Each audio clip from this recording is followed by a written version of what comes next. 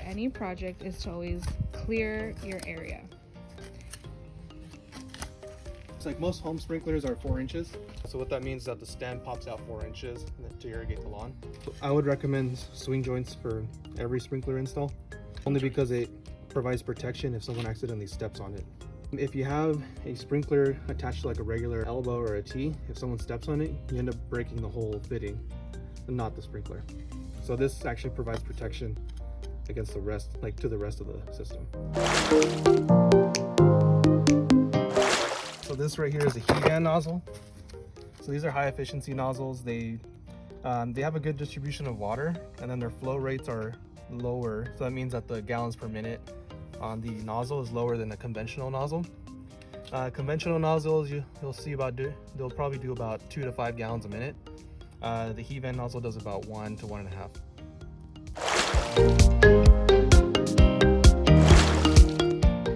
So today we're starting with a sprinkler body switch out. Yeah. Perfect. So Omar is going to take us through changing out the sprinkler body. And the first thing is to always clear out your area first. And then Omar will take it from here. All right, once your work area is cleared, just simply unscrew the sprinkler body from the fitting. So it'll look just like this once you unscrew it. And then you should see your Marlix fitting at the bottom of the ground there. Now you take your new sprinkler head, and you're simply just gonna twist that back on clockwise and just hand tighten. Okay. It's recommended to run the sprinkler system that this sprinkler body is attached to flush out any dirt that may have gotten inside.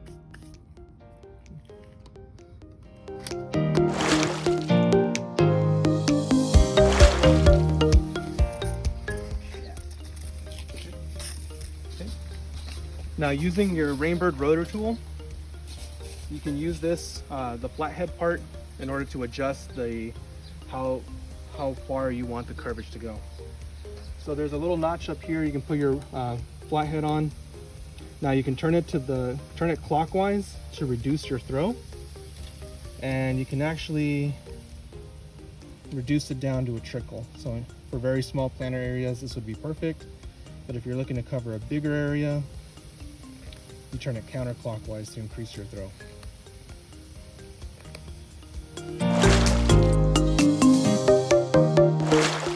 Here's a 3-inch, a 3/8 compression angle stop with a 16-inch length for the toilet supply. So what you'll do is, on your angle stop, just verify that this fitting here fits on top of your angle stop. And then you'll, when you work with it, just be sure to turn off your angle stop. And again, it'll be a quarter turn to the right.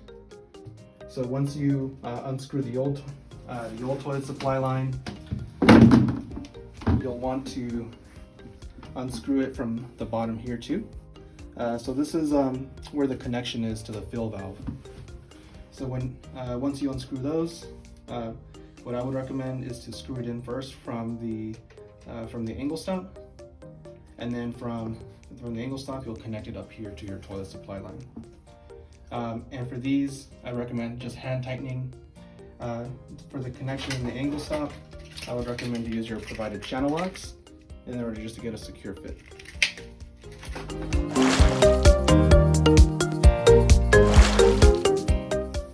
When you turn the spigot and you find out it's leaking, there's probably the thread up here that's worn out. So what I would recommend is just to change the entire spigot out. If you wanted to keep this this neat knob, I would recommend just holding onto it, and then just with the new spigot, removing that key and then putting this key back on.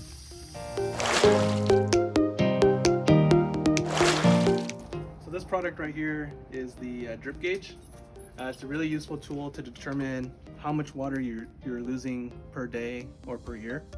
The best way to run this is to place the drip gauge right under where you have a leak, and just hold it under there for 5 seconds.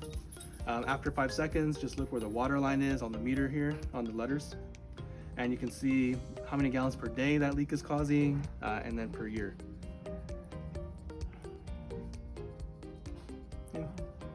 So let's just say we turned on your hose spigot, and we had water, and there's some water dripping down here.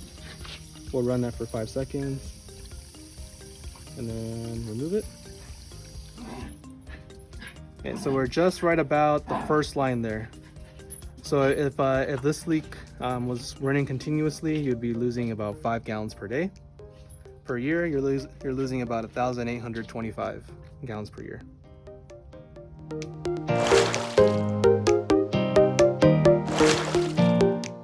Let's just say, for example, we had a leaky hose.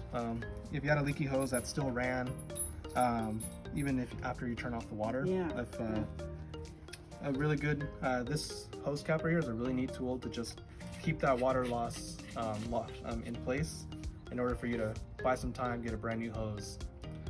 It works on most, if not all, hoses. It even works on your hose spigot as well.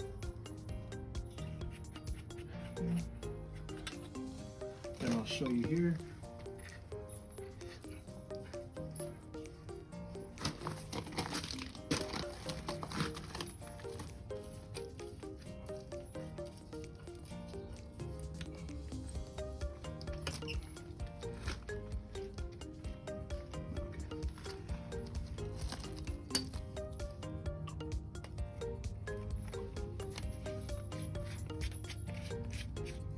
Just like that. So if in the case that if your hose spigot was leaking, even after you turn off the water, this will help reduce your water loss. Say for example, your hose connection to your spigot, if this washer right here was just worn out, and you'd be losing water through this worn out hose washer. The best way to do this, just remove it with your Rainbird rotor tool or any flathead screwdriver, and you'll place one of these new hose washers in place. And you can just set it there with your finger.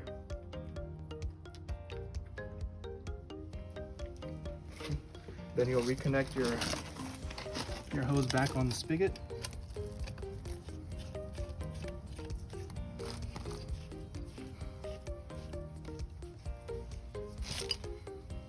And you can also use your channel locks to give it a good twist at the end. Okay. And now you'll see there's no leak coming out from your hose washer.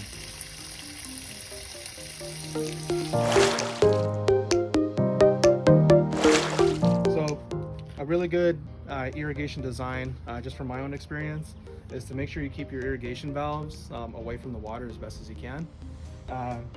Even with the wire nuts that are waterproof, weatherproof, you'd still want to just take that extra step of precaution and just keep it away from any sort of irrigation. Some homeowners, they use valve boxes. We also recommend using valve boxes just to keep everything protected. And another one is the spacing. Just make sure that there's space just about so. It makes it easier for a gardener or any landscape technician to come in and replace your valves without having to redo your entire valve manifold. And any valve manifold is just a set of valves lined up together. Another good tip is just to make sure your valves are raised up to the proper height. Industry standard is 12 inches above your highest sprinkler, in order just to have good water performance throughout and prevent any any water coming back into your potable water supply. And following all these steps just to keep your valves in good working order. The ideal performance of these valves, they definitely typically tend to last you about 10 years if maintained properly. Maintenance equals quality, which equals long lasting, which equals a happy Californian resident. Let's just say, for example, your sprinkler body breaks. You might have a crack in the body, or the seal up here wears out, and you're losing a lot of water each time you run your irrigation system.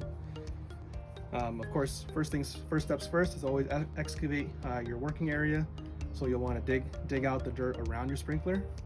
Once you have enough of the sprinkler exposed, plus the fitting that it's on, you'll start unscrewing the sprinkler like so, counterclockwise, You can also use your channel locks if it's tightened really tight. This is a 1/2 inch threaded cap, so it'll work on all your 1/2 inch fittings, just like this riser here. And you'll just screw that on like so. Okay, and this should buy you enough time in order to get your gardener or any landscape professional to come out and replace your sprinkler for you. So what about this guy that seems to be sending water all throughout this hardscape? So the problem here is that we're seeing nozzles that are meant to throw water at a greater distance being used in smaller areas. So you can do your best to adjust it with your rotor tool or any flathead screwdriver, but you just have to keep in mind that the more you reduce the coverage, there's a chance that there's going to be some areas of grass that you're not going to get. So it's recommended to just have any landscape professional put in the right head of nozzles to keep the water covering the grass and less water going out into the street. So we have a sprinkler body that is not clearing the grass. So this might be a 2-inch pop-up body, or it could be a 4-inch pop-up body, but with the thickness of the grass, it's not clearing the entire grass. So there are areas that aren't getting watered. Now, so it's recommended either to dethatch your lawn or just mow it a little bit lower next time. Also, the nozzle is set to spray a greater distance, so it's just recommended to bring it down just a bit to keep the runoff from going out into the street.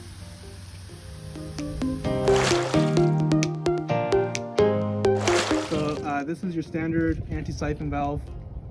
There are 3 components that adjust the flow rate of water and also just activating the valve to put water into your irrigation system. The first part here is the solenoid. The solenoid has wiring here that will run to your garage or wherever you keep your irrigation timer. And you can also activate the valve manually with the solenoid, but it's recommended to not turn on the valve with the solenoid. What you'd want to do in order to keep this working as best as it can for many years to come is to use the bleed screw, which is this little guy right here. So the bleed screw, this is the most recommended way to turn on your valve system. So all you would do is just a quick turn to the left, just like this, and you'll hear water coming out. Don't worry if there's water coming out from the bleed screw. That's just a normal function, just to relieve any kind of extra water pressure there. Okay? And when you're done watering the system, you can just do a quick turn back to the right. Okay?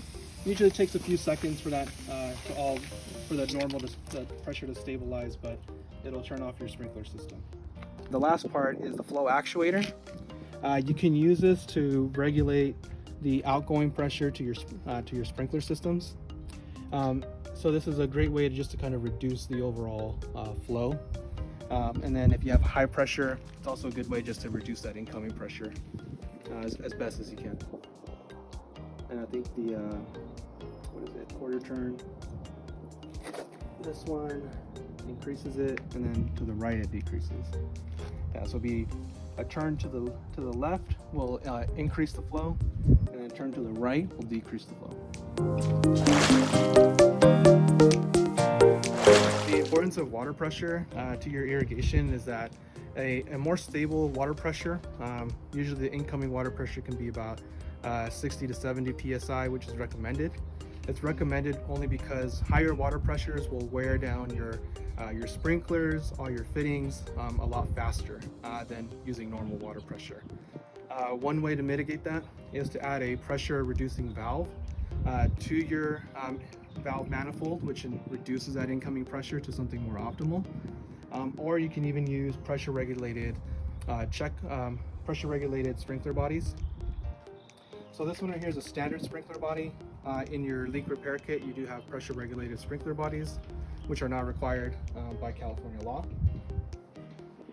And using these all together, they'll help reduce any kind of irrigation breaks and also reduce chances of runoff. If you're ever looking for a new irrigation timer for your home, if you're looking to make the jump into a smart timer, one of our great options that I personally like to install at homes is a Hunter X-Core. It's a small, compact controller. It comes with its own outdoor enclosure, and even has a locking feature too, just to keep anybody out from messing with your start times. But the operation is still very simple. Has everything that you already know from your conventional timer. You can change all these settings here. You'll notice a solar sync button here. When we do install these, we install it with the wireless solar sync. And what that does, it takes solar information just from here in your front yard, wherever you place a solar sync, and it'll automatically adjust the watering times based on just solar intensity, time of day. It even has a built-in moisture sensor, so that way it knows when to start irrigating once that moisture sensor dries up. If you're really tech savvy and you love being on your phone, the Rachio Generation 3 Smart Irrigation Timer is your go-to device. These are the only buttons here. You'll see a stop button, a play button, and these cycle between your stations.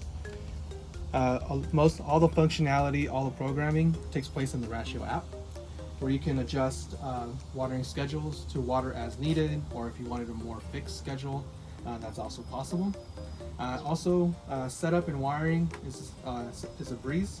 The faceplate's magnetic, so you can just remove it just like that, and you can hook up your irrigation wires right along these terminals.